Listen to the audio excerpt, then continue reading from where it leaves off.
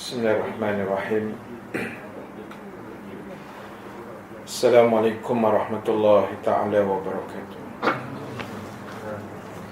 Al-Fatihah. A'udzu billahi minasyaitonir rajim. Bismillahirrahmanirrahim. Alhamdulillahi rabbil alamin arrahmanir rahim maliki yaumiddin. Iyyaka na'budu wa iyyaka nasta'in ihdinas siratal mustaqim. Siratal ladzina an'amta 'alaihim ghairil maghdubi 'alaihim waladdallin. Alhamdulillahi rabbil alamin. Wala 'aqibatu lil muttaqin wala 'udwana illa 'alal zalimin. Asyhadu wa nashhadu an la ilaha illallah wahdahu la syarika lah. Wa ashhadu anna Muhammadan abduhu wa rasuluh. Allahumma salli wa sallim wa barik ala sayyidina Muhammad wa ala alihi wa ashabihi ajma'in, amma ba'd. Muslimin dan muslimat, hadirin hadirat yang dirahmati Allah sekalian, alhamdulillahi ta'ala, kita memanjatkan kesyukuran pada Allah Subhanahu wa ta'ala. Dengan izin daripadanya kita dapat sekali lagi bertemu dan berhimpun pada tengah hari ini. Mudah-mudahan diberkati Allah Subhanahu wa ta'ala. InsyaAllah pada tengah hari ini kita akan sambung lagi perbahasan dan perbincangan menggunakan kitab 22 Dosa Hati Manusia. Kita masih lagi dalam membahaskan dosa yang keempat yang melibatkan hati manusia, iaitulah riak. Kita sambung bacaan muka surat 20 pada perenggan yang kedua. Disebut dan dinyatakan di dalam kitab ini, pada hakikatnya orang yang mengamalkan riak adalah bertujuan untuk memperlihatkan kehebatan, kebaikan, perjuangan dan amalannya. Dengan kata lain, riak merupakan amalan yang sia-sia kerana mengandungi unsur kepura-puraan, perasaan terhadap orang lain dengan niat yang tidak baik dan merugikan diri sendiri. Baik muslimin muslimat yang dirahmati Allah, inilah yang telah kita bahas sebahagiannya pada bulan yang lepas. Bagaimana dalam perjalanan hidup kita pada hari ini, antara penyakit yang cukup berbahaya yang boleh bertapak di dalam hati kecil kita adalah riak, iaitu sifat melakukan suatu perbuatan dengan memperlihatkan kehebatan, dengan niat menunjuk apa yang ingin kita lakukan. Sebab di sana dalam penentuan riak atau tidak ini, dia ada unsur pura-pura. Kita yang memang dah biasa datang kuliah dalam keadaan biasa begini, mudah-mudahan tidak wujud perasaan riak. Tetapi kadang-kala bagi orang lain yang hadir juga tetapi mungkin ada niat yang lain, kan, kehadirannya pun nampak macam luar biasa. Mungkin luar biasa dari sudut pakaian, dari sudut cara duduknya, dari sudut persiapan pembelajarannya, kan, nampak bila semua orang tengok ke dia, macam itulah. Tapi tidak semestinya semua orang tengok ke dia tu jadi riak, kan. Tetapi takut melalui kaedah itu dia boleh menimbulkan sifat itu di kemudian hari. Jadi apa pun nak menyelamatkan situasi diri kita daripada riya dan akhirnya menjadi merugikan amal ibadah kita, maka buatlah sesuatu perkara itu nawaitunya lillahi ta'ala. Apa pun yang kita buat, pastikan lillahi ta'ala. Kerana itulah jalan yang paling terbaik untuk kita meletakkan diri kita di atas landasan yang betul. Baik, menurut ulama bahawa hukum amalan riya adalah haram dan dibenci oleh Allah Ta'ala kerana amalan yang semestinya dikerjakan demi mengharapkan dan mencari keredaan Allah Subhanahu wa Ta'ala. Allah jadi tak suka tu sebab amalan tu asalnya dituju pada Allah, tapi akhirnya di tengah tu ada orang lain pula yang menumpang. Pergi datang kuliah maghrib malam ni, kenapa? Saya datang dengan Pak Mentua, Ustaz. Sebelum ni tak nak datang pun, pasal ada Pak Mentua itu. Biar Pak Mentua pun bangga dengan menantu dia. Dia datang masjid sejam sebelum azan maghrib. Ada tanda tu. Kan? Risau juga tak? Bukan lillahi ta'ala, takut kerana yang lain. Biar Pak Mentua balik kampung, pujilah menantu bagus, pergi semayang sejam sebelum. Kan? Jadi kita takut benda-benda macam tu. Sebab pergi masjid ni cari redha Allah. Bersedekah yang kita masuk dan tabung ni kejap lagi ke apa, kerana Allah. Kita mari kuliah tengah hari ni, saya pun mari mengajar kongsi ilmu tengah hari ni pun lillahi ta'ala.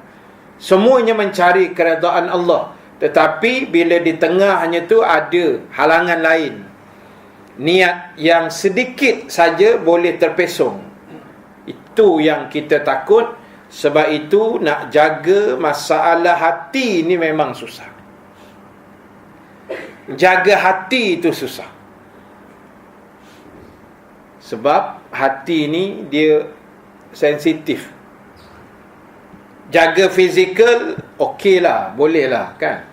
Tapi jaga hati ni dia cakap tak kena sikit pun mengguris. Kan? Dia boleh menyentuh, boleh mengguris, boleh menyakitkan, boleh menghiris. Kadang-kadang ialah kita bercakap je, tengok bola baru ni Pahang menang, ada orang terguris. Contoh. Tak. Itu baru kata menang, belum kata gajah menghenyak rimau lagi kan. Jadi perkataan tu biasa, Pahang menang, ada orang terguris. Jadi itulah, nak jaga hati itu bukan mudah. Dia cukup halus lah hati ni kan, jiwa dia tu. Jadi sebab itu Saidina Ali kata apa? Orang yang bersifat riak itu ada 3 tanda. Nak kenal, na'udzubillah lah, mudah-mudahan dalam hati kita tak ada tanda-tanda ni. Kalau ada, maknanya ada bibit-bibit penyakit riak dalam hati kita. Yang pertama, kata Saidina Ali, ia malas apabila bersendirian. Bila sendiri-sendiri ini malas. Kan? Takut juga tu. Duduk seorang-seorang kat rumah, malas lah baca Quran. Dekat masjid nampak ramai sikit orang, dia pun bangun ambil Quran. Tiba-tiba jadi rajin. Bagus, tapi takut unsur itu ada. Tapi kalau tak ada, tak apa. Memang dia pun lama tak baca, dia ambil bismillah, dia baca, okey lah.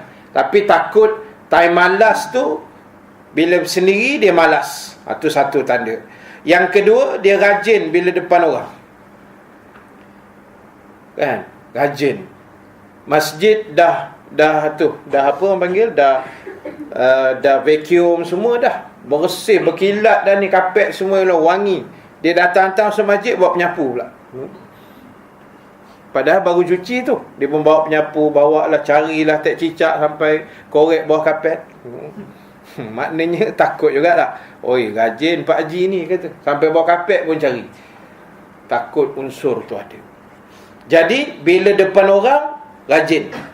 Dan nombor 3, dia menambah amal bila dipuji dan dikurang bila dicela. Bila kena puji, bertambah amalan dia.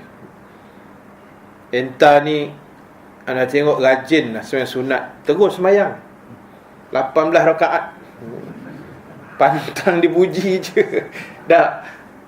Jadi tuan-tuan, saya nak urai banyak pun ini masalah hati, kan?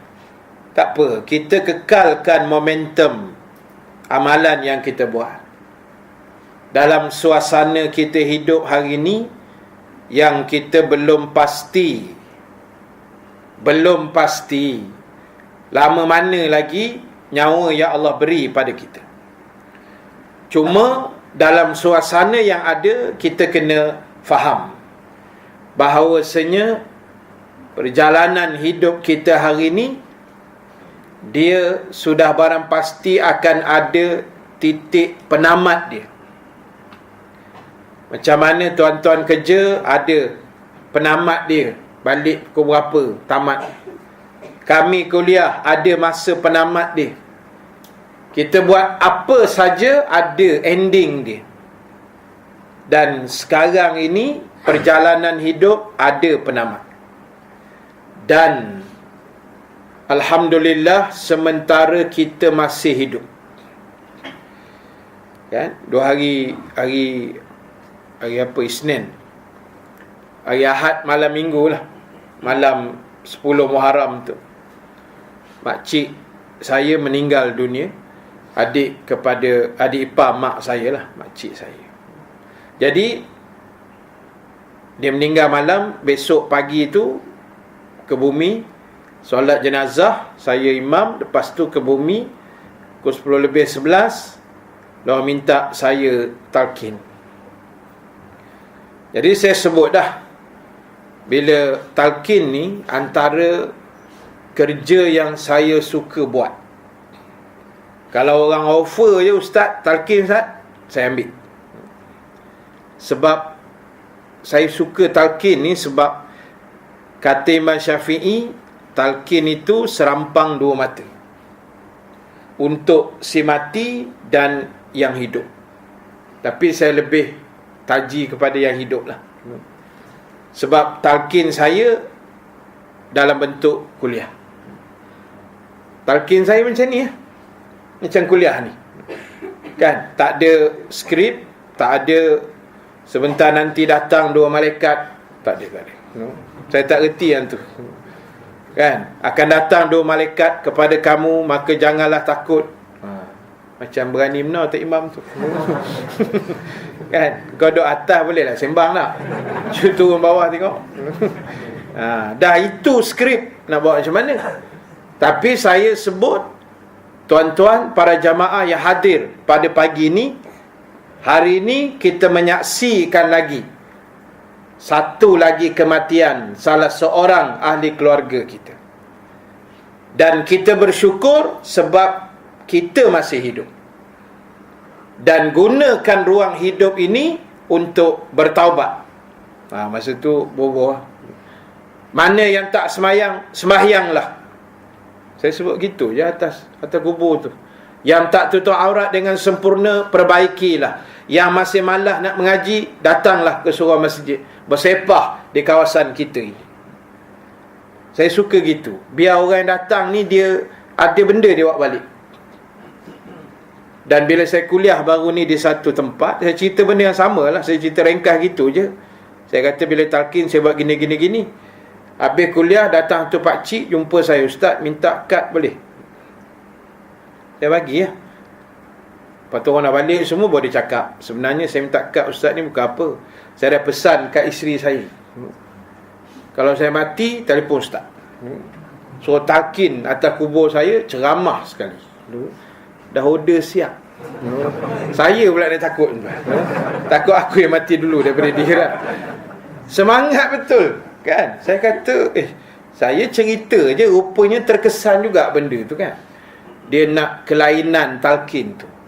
Jadi maknanya tuan-tuan, benda ni kita nak gambarkan tadi, kita bersyukur sebab Allah bagi ruang kita masih hidup. Inilah masa yang terbaik sekali untuk kita beramal. Sebab nyawa kita boleh melayang bila-bila masa. Dan kita tak pasti ke depan berapa lama lagi. Cuma untuk buat masa sekarang, kita bersyukur sebab Allah takdir kita masih hidup. Masih ada lagi ruang untuk bernafas, untuk bekerja, untuk beribadah, untuk buat amal, baca Quran, sembahyang. Masih ada ruang. Dan inilah yang selalu saya sebut berulang-ulang kali. Ucapan Saidina Ali. Tadi pun Saidina Ali juga. Ucapan Saidina Ali yang sering saya sebut di mana-mana. Bila mana Saidina Ali berpesan, wahai manusia, di sini negeri tempat beramal tidak ada ganjaran padanya. Dunia yang kita pijak ni, Saidina Ali kata negeri tempat beramal tak ada ganjaran. Tak ada ganjaran maksudnya tak nampak pahala tu. Kita dengar kuliah tazkirah tengah hari ni, kuliah zuhur. Bila ustaz kata tahniah tuan-tuan datang kuliah zuhur, besar pahala dia. Boleh sebut je. Besar mana? Kalau tuan tanya memang tak boleh jawab lah. Kan boleh sebut besar pahala datang kuliah zuhur. Tapi besar mana tak tahu. Tak nampak. Kita solat zuhur kejap lagi, Assalamualaikum warahmatullahi. Habis gitu je lah. Sapu-sapu pasir kat dahi, habis. Tak ada dapat apa-apa pun. Tak nampak. Kan? Kotlah lepas kuliah keluar surau pintu depan tu, dapatkan plekat seorang selai, malaikat bagi. Kan, yang muslimat boleh kain batik dengan baju kelawar, kan? Malaikat bagi sebab datang dengar kuliah, lepas tu solat zuhur berjamaah. Nampak? Ni masalah keluar gitu je, kita pula kena keluar duit lagi. Dia blok kat depan tu dengan dulang tu. Kan, besar dulang dia. Jadi sebab itu tuan-tuan, Saidina Ali sebut tu betul lah. Dan kata Saidina Ali, di sana negeri tempat ganjaran, tidak ada amalan padanya. Di sana, yakni di akhirat, adalah negeri tempat ganjaran, tak ada amalan padanya. Kena ingat tu, tak ada amalan padanya. Di akhirat tak ada dah nak beramal. Kadang ada orang terlebih rajin pun ada. Dia tanya, ustaz, besok dalam syurga nak kena semayang? Yang tanya tu tak semayang. Macam mana dia nak semayang dalam syurga besok? Tak payahlah kau rajin sangat. Dalam syurga ni rehat, nak semayang apa agak-agak? Semayang apa agak-agak dalam syurga esok? Kan? Tak payah dah. Kita semayang kat Subang ni pun okey dah. Tak payah dah mikir besok aku masuk syurga nak kena semayang ke, puasa Ramadan. Tak payah. Sekarang ni yang kita buat, apa yang ada ni buat dulu. Yang ke depan jangan kelang kabut. Kadang orang kita ni lajak jauh ke depan. Fikiran dia tu advance sangat daripada orang lain. Jadi sebab itu Saidina Ali kata, di sana akhirat tempat ganjaran, tak boleh beramal. Dan kata Saidina Ali, oleh itu aku berpesan pada kamu, beramallah kamu di negeri yang tidak ada ganjarannya ini. Mudah-mudahan kamu akan dapat ganjaran di negeri di mana kamu sudah tidak boleh beramal lagi. Panjang ucapan Saidina Ali ni, berbelit-belit. Sekejap sana, sekejap sini. Sekejap beramal, sekejap ganjaran. Tapi kesimpulan dia, Saidina Ali nak beritahu, dunia ni tempat beramal, akhirat tempat ambil hasil. Itu je sebenarnya. Tapi sebab dia ni orang sastra, Saidina Ali ni orang, yalah, orang sastra kan, dia banyak sangat mutiara kata dia. Jadi sebab itu Tugas kita hari ini adalah beramal selagi masih hidup. Dan dalam proses kita melakukan amalan ini, ataupun ibaratnya menjalani penghidupan ini, selalu saya sebut, di mana-mana jiwa kita mesti tenang, hati kita. Dan macam mana nak menzahirkan ketenangan hati itu? Kita kena sentiasa berlapang dada. Barulah jiwa kita lebih luas, jiwa kita lebih lapang, hidup kita makin tenang, sebab kita mengamalkan prinsip berlapang dada. Kita ambil contoh yang mudah. Saya beberapa hari lepas kot, hari Senin, dah bila entah saya tak ingat, saya kebetulan petang buka TV, Profesor Dr. Muhaya, dia tengah bagi itulah, dia punya ceramah dia.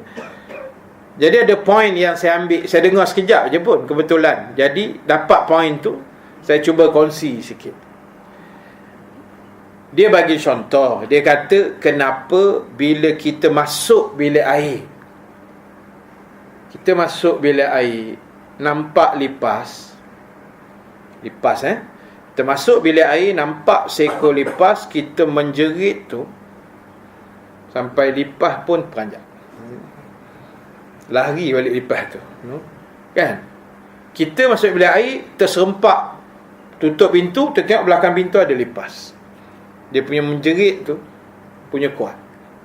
Tapi kenapa dalam kawasan yang dalam surau ni, kita nampak lipas seekor juga, lipas yang sama, seekor juga jumlah dia, tak menjerit pun? Tak, kita nampak lipas dalam surau, jalan tepi tu, saya boleh tunjuk lagi, dia nak pergi tu, dia nak pergi ni. Tak menjerit pun. Yang dalam bilik air melolong mengalah pontianak tu pasal apa agak-agak, kan? Konsep dia tu. Sebab kata Profesor Dr. Muhaya, dan bilik air tu sempit. Tu yang melolong tu. Sempit. Sebab kita rasa macam dah tak boleh nak lari ke mana. Tu yang menjerit, kan? Tapi kawasan luas ni nampak lipas kat pucuk tu, tak menjerit pun. Sebab apa? Luas. Jadi konsep tu bawa ke hati, samalah. Padahal lipas tu kecil. Bila masuk dalam bilik air sempit, lipas tu kecil, lipas tu jadi besar. Tu yang melolong tu. Sebab tempat sempit, masalah kecil pun jadi besar. Maknanya apa? Hati kita ni sempit, benda kecil pun jadi besar.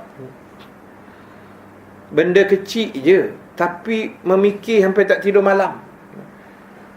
Selipar lain sebelah je pun mikir tu, tak pergi masjid. Macam mana lain sebelah ni? Daripada maghrib ke isyak mikir tu. Kau sarung je, jalan pergi masjid, selesai. Tapi benda kecil mikir-mikir tu sampai jadi besar, macam lipas duduk dalam bilik air. Tapi bila kita boleh berlapang dada, kata Profesor Dr. Muhaya, apa juga masalah semua jadi kecil. Sebab kita berlapang dada. Minyak naik 20 sen. Relax ustaz, 20 sen. Berlapang dada ustaz. Boleh. Belapang-belapang kat jantung sakit. GST. Belapang dada lah ustaz. Ustaz baru ceramah je tadi kan. Belapang dada.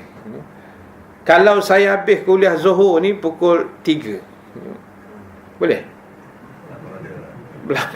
Tak kau Jordan kata dia kan, berlapang dada kan. Tak apa ustaz, sampai pukul 4 pun tak apa, teruskan je lah ustaz cakap seorang-seorang, dia kata, kami nak pergi kerja. Jadi tuan-tuan, bila kita sempit dada ni, benda kecil pun jadi besar. Isteri kita bancuh air kopi, kurang manis sikit je, kan, sikit je masalah dia, kurang manis. Pergilah bangun sini ke dapur ke, atau panggil isteri yang tambah sikit gula, secawan teh lagi, selesai masalah. Secawan teh sesudu, secawan pula lah. Kan, selesailah masalah kurang manis tu. Yang pergi mengamuk, membebel dekat air kopi tu, bukan jadi apa kat air kopi tu, kan? Dia jadi besar. Ya Allah, apa hal tak manis ni, padahal gula sebelah tu je. Contoh dah. Nak menggambarkan benda kecil jadi besar sebab dada kita sempit. Jadi konsep yang Islam ajar pada kita berlapang dada. Itu yang Nabi buat. Sebab itu jiwa Nabi tak pernah sempit. Walaupun ujian yang Allah bagi besar, suruh Nabi hijrah. Dan suruh hijrah ni bukan kun fayakun. Bukan Nabi minta, ya Allah malam ni nak hijrah, hantar buruk. Boleh minta tak? Boleh. Isra' tak minta pun dapat. Isra' kan Allah hantar buruk, boleh terbang sana sini. Itu tak minta. Kalau Nabi minta malam hijrah tu, kami dah teruk dah, ya Allah kena kepung ni, hantar buruk seekor. Buka pintu belakang ada dah, naik 2 saat je sampai Madinah. Boleh. Doa Nabi makbul, Allah mesti bagi. Tapi Nabi tak minta. Sebab Nabi orang yang berjiwa besar, berlapang dada, senang menerima ketentuan Allah. Ujian Allah marilah besar mana, Nabi relax je. Jadi tuan-tuan, kita ambil semangat hijrah ni jadi orang yang berlapang dada, kan? Ujian memang Allah bagi. Sebab apa Nabi bersusah payah ke gua, susun orang ni ganti tempat tidur, orang ni hantar makanan, yang ini pilih gua Hira, gua Sur, tidur 3 malam pula, menyusahkan diri dia. Sebab Nabi nak ajar itu adalah sifat kemanusiaan. Ada benda yang kita boleh minta dengan Allah, ada benda kita kena buat secara kemanusiaan, kan? Contoh, anak kita ambil SPM sekarang ni, tengah peksa Isnin tu hari, dia kena ikut prosedur kemanusiaan.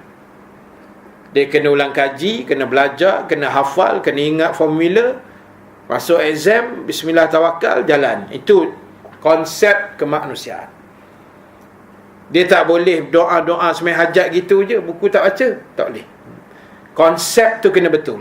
Jadi sebab itu, bila kita buat kerja ni lillahi ta'ala, jangan timbul perasaan dia.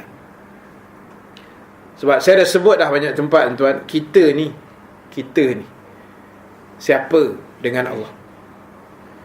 Kita ni tara mana nak menolak apa yang Allah dah susun? Allah dah hantar manual book Quran. Kita siapa nak tolak Quran?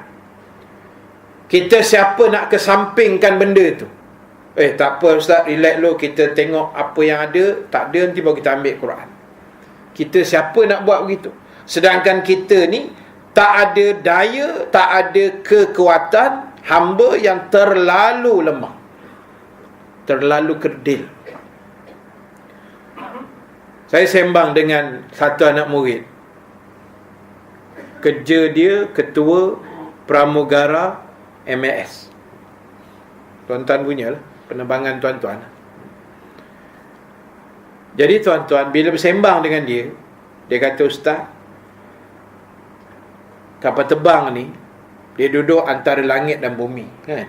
Dia terbang tu, dia awangan, tak ada siapa yang pegang, Ustaz. Dia terbang seketul gitu. Saya tanya balik, siapa yang pegang? Dia kata, Allah yang pegang. Kapal terbang ni Ustaz, Allah Ta'ala yang pegang.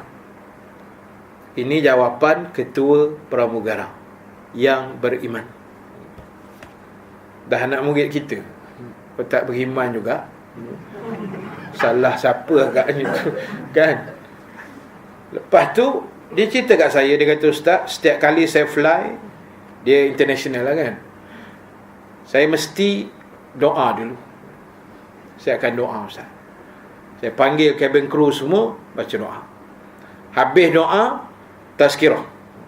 Anak murid Ustaz, takkan tak boleh tazkirah? No. 2-3 minit pendek pun tak apa Ustaz, tapi saya balun dekat sikit. Saya tanya dia, entah tazkirah apa?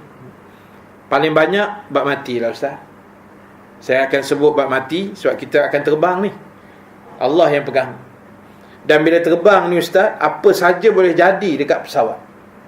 Kan? Enjin boleh rosak, enjin boleh terbakar, orang boleh tembak, hilang, semua boleh. Meletup di udara, kelajuan maksimum boleh. Standard 800 km sejam. Ada seorang anak murid pilot pernah bawa, tiba-tiba kelajuannya mendadak hampir 2 kali ganda. Bergegar satu kapal terbang. Pergi Amsterdam, kalau tak silap, lama dah cerita ni. Jadi balik-balik kena gantung 3 bulan.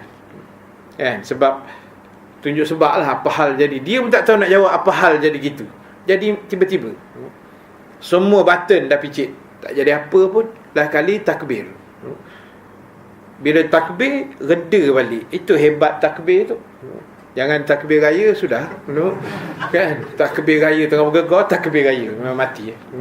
Jadi tuan-tuan, nak bagi gambaran ni cerita tadi tu, apa saja boleh berlaku, kan? Apa saja. Sebab itu dia kata Allah yang pegang, ustaz. Kita boleh buat apa kapal terbang ni? Allah yang pegang. Lepas tu saya tanya dia, pengalaman yang bukanlah ngeri tapi mencemaskan, mendebarkan sepanjang bertugas. Dia kata macam-macam, ustaz.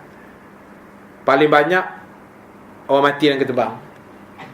Orang mati dalam flight. Itu ada beberapa kes. Lepas tu sekali turun di Buenos Aires, kapal terbang kena panah peti. Kan, masa dekat nak landing, hujan lebat, ustaz. Saya nampak peti daripada kokpit sampai ekor. Current dia. Tapi sebab dia ada sistem, kan, dia tak ada masalah apalah. Cuma hidung kapal terbang tu yang berlubang, kena peti tu. Jadi nak gambarkan, bila kita ada di udara, hatta darat sekalipun, kita tak ada apa kekuatan.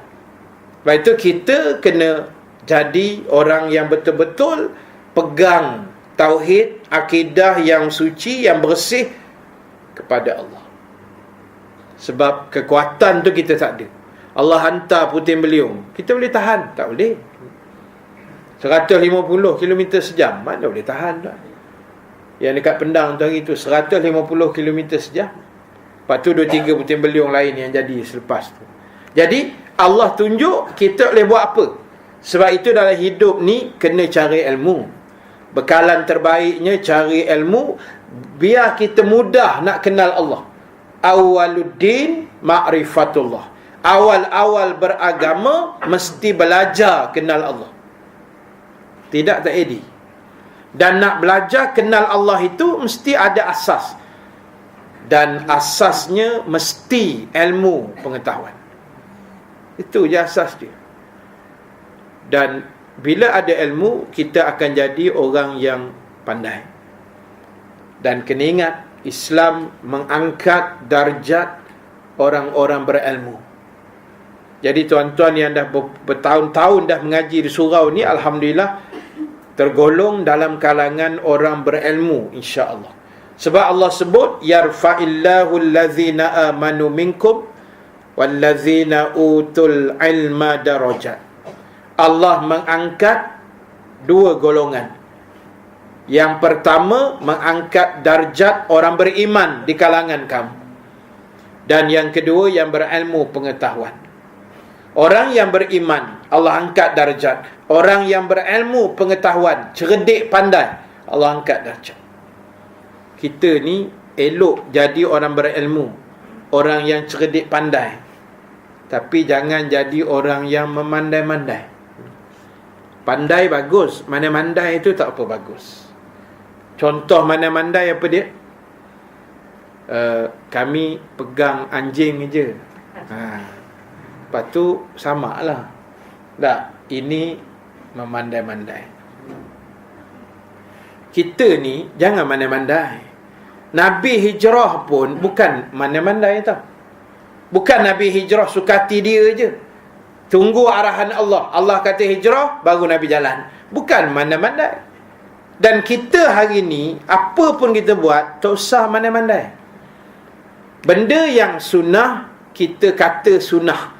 Yang tidak, katakan tidak.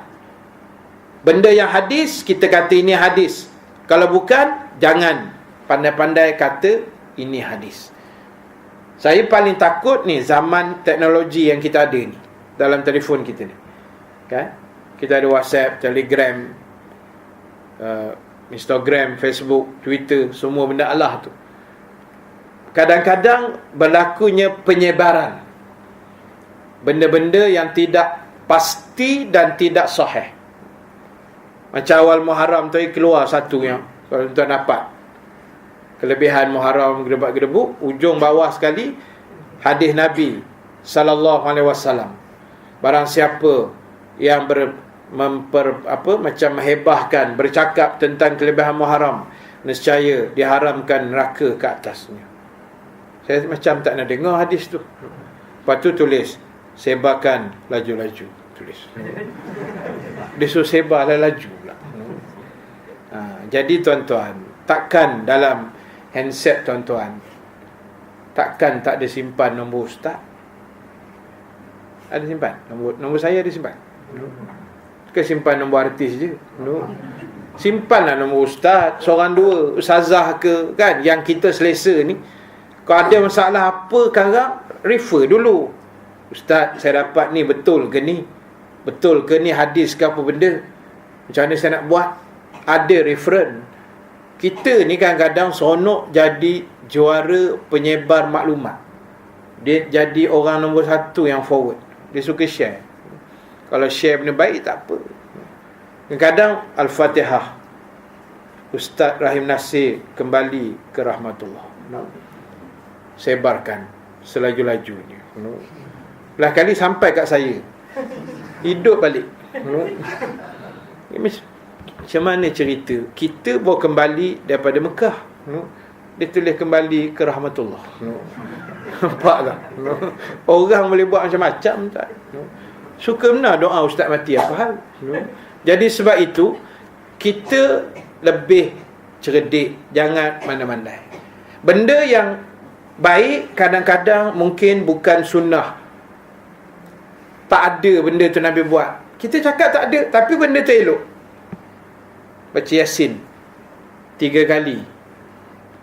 Bila? Nisfu Syakban benda tu bukan sunnah pun. Kami nak baca ustaz, bacalah.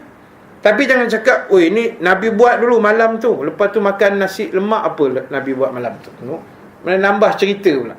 Jadi benda yang baik walaupun bukan sunnah, sebab bukan semua benda baik sunnah tu semuanya benda baik yang kita boleh buat. Ada benda-benda yang baik tetapi zaman Nabi tak buat. Pak Arakan Wadu Rasul, mana ada buat zaman Nabi? Kan? Tapi dah benda tu baik, supaya setahun sekali at least kita buat program besar-besaran, tak kira lah buat Pak Arakan ke apa. Walaupun sahabat tak buat, Nabi tak buat, benda tu bukan sunnah, tapi dia baik untuk masyarakat. Carry on, apa masalah dia? Tapi kena clearkan betul-betul. Kan, jangan cakap ni zaman Nabi memang aku pernah tengok Sayyidina Abu Bakar pegang spanduk ni masa barak tu hari. Suka hati kita. Jadi sebab itu kita kena clear benda-benda ni. Dan nak clearkan benda ni kena ada ilmu. Sebab itu saya kata asasnya tadi, kita jangan mandai-mandai lah. Pandai tak apa, tuan-tuan. Orang Jepun, otak dia laju lah. Laju sikit lah otak dia, walaupun mata kecil. Kita mata besar, tapi macam tu lah. Saya tak sampai hati nak habis ayat tu, kan terasa pula kan. Jadi orang Jepun ni, saya dengar baru ni, dia dah siapkan 1000 robot. Orang Jepun kan suka buat robot ni. Dia dah siapkan 1000 robot. Satu robot harganya $200,000 US, 500,000 kita lah, setengah juta. Dan robot-robot ini akan mula bertugas Januari 2015 di seluruh Jepun, kawasan tertentu. Tugas dia di kedai-kedai makan fast food, kedai makanan segera. Dan dikatakan robot ini boleh memahami kehendak pelanggan mencecah 80%. Cerdik lah. Maknanya orang yang buat robot tu cerdik lah. Dia boleh programkan robot tu 80% dia boleh faham kehendak pelanggan. Maknanya pandai macam tu tak apa, kan? Memudahkan orang lain, menyenangkan kerja orang, tak apa. Jangan mandai-mandai. Yang tu kita tak nak tu. Jadi sebab itu tuan-tuan, dia asasnya mesti ilmu lah. Macam kita baru ni nak puasa Ashura tu, kan? Dia ada banyak pandangan. Pertama, ulama kata boleh puasa 9, 10 dan 11. 9 hari Ahad tak? 10 hari Senin, 11 malam Selasa. Ada ulama kata boleh puasa 9 dan 10 pun tak apa dah. Atau sebab 9 tu Ahad, makan kenduri, tak puasa 10 dan 11. Boleh. Atau ulama kata puasa 10 Muharram saja, boleh, tak ada masalah. Atau tak puasa pun boleh. Saya yang kata, tak puasa pun boleh, benda sunat. Tapi kalau boleh puasa tu, lagi elok lah. Tak usah kita berbalah-balah, kan, tentang puasa Muharram tu. Sampai berbalah-balah dah kali tak puasa. Macam puasa apa itu hari ni, Arafah tu, macam tu lah. Saya dah confuse Ustaz, 9 ke 10, 10 ke 9, Sabtu ke Ahad, Sabtu ke Jumaat, Jumaat ke Sabtu. Penyudah haram tak puasa. Itu yang tak mahu tu. Jadi biarlah kita ni berasaskan kepada ilmu. Baik, jadi tuan-tuan, saya berhenti sekadar itu dulu. Takutkan tak berlapan dada pula. Baik, jadi tuan-tuan, insya-Allah kita sambung perenggan di bawah sekali. Orang yang gemar mengamalkan riak, hidupnya penuh kebohongan. Kita sambung bulan depan, insya-Allah ta'ala, mudah-mudahan dengan izin Allah. Dan terima kasih kepada muslim-muslimat yang sudah hadir pada tengah hari ini. Dan sebelum saya akhirkan majlis, sedikit perkongsian. Apa tu? Kapsul Habtul Sauda minyak zaitun yang saya bawa tu, ada dekat tuan-tuan kat luar sana, kat muslimat pun ada dalam beg hitam tu.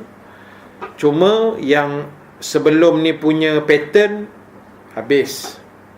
Yang RM70 tu kan, 210 biji tu habis. Jadi bila saya nak restock balik, stok yang itu habis, saya ambil juga yang ada. Sebab saya tak nak bekalan tu terputus. Cuma yang ada tu, yang tu lah yang kita dah packingkan dia tu. Satu botol tu RM50, yang 120 biji. Dia 120 biji yang ni, besar ni 120 biji. Dia boleh tahan sebulan. Dia boleh tahan genap sebulan untuk seorang makan sebotol. 2 pagi 2 malam, 2 pagi 2 malam. Dan yang ini kita buat promosi lah. Sementara stok masih ada. Sebotol RM50, kalau beli 2, 100. Aku tak habis cakap lagi, nanti dulu. Cepat dia gelak ni. Baik, 100 kita bagi hadiah yang ni, botol kecil ni. Siapa yang beli 2, dia dapat sebotol yang kecil ni. Sama juga, Habtul Sauda campur minyak zaitun, isi yang sama, walaupun kecil tapi 60 biji. So total keseluruhannya, kalau beli satu set tu yang kita dah packing kan tu, plastik putih tu, RM100 dapat 300 biji lah. Itu keseluruhan. Nak beli satu pun boleh, tak ada masalah, RM50 lah. Tapi tak adalah hadiah dia ni, kan? Jadi ikut tuan-tuan lah, nak beli tak beli ke, itu atas tuan-tuan lah. Dan satu yang terakhir, testimoni yang paling terbaru lah yang saya dapat 2 minggu lepas. Kakak saya sendiri yang dia ada masalah dekat betis dia, urat timbul. Sebab zaman dia anak dara dulu rajin bekerja, berdiri jual-jual kuih ni. Jadi bila dah berumur ni, urat tu dia timbul, kan? Kalau biru, kalau hijau, 2 tu je. Urat pun tahu. Jadi yang paling banyak saya tengok kakak kaki dia tu yang bersimpul tu yang biru lah. Yang hijau nampak okey, yang biru tu urat dia tu. Urat jangan pergi ke lain pula. Jadi akhirnya bersimpul, darah tak jalan, tersumbat, dan bahagian depan dia tu jadi macam hitam lah, macam orang kena kencing manis. Tapi bukan kencing manis, macam dia jadi macam nak berkudis, macam menanah sikit, basah-basah sikit. Jadi tak cantik lah. Jadi saya pergi hadiahkan kat dia sebotol, dan saya suruh dia makan. suruh disapu. Buka kapsul, sapu kat tempat yang luka tu seminggu sebelum dia appointment doktor di Putrajaya. Masa dia pergi seminggu lepas dia makan tu, alhamdulillah doktor pun tengok kulit pun dah cantik, dah bertukar color asal merah-merah. Dan asalnya doktor nak laser, nak tembak laser dekat urat yang bersimpul-simpul tu, tapi alhamdulillah tak dibuat. Itu yang terbaru punya testimoni lah. Maknanya untuk saraf, untuk sendi, untuk urat, kan, untuk lenguh ke apa-apa, boleh cubalah, insya-Allah. Wallahu taala alam. Terima kasih.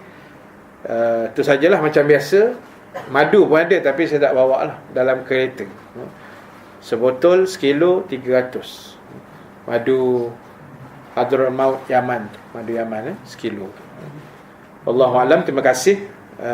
Macam biasa, kalau ada cash, kalau tak ada hutang, nanti besok bayar lah. Jangan bayar tahun depan lah, lambat baik. Bayar cepat sikit.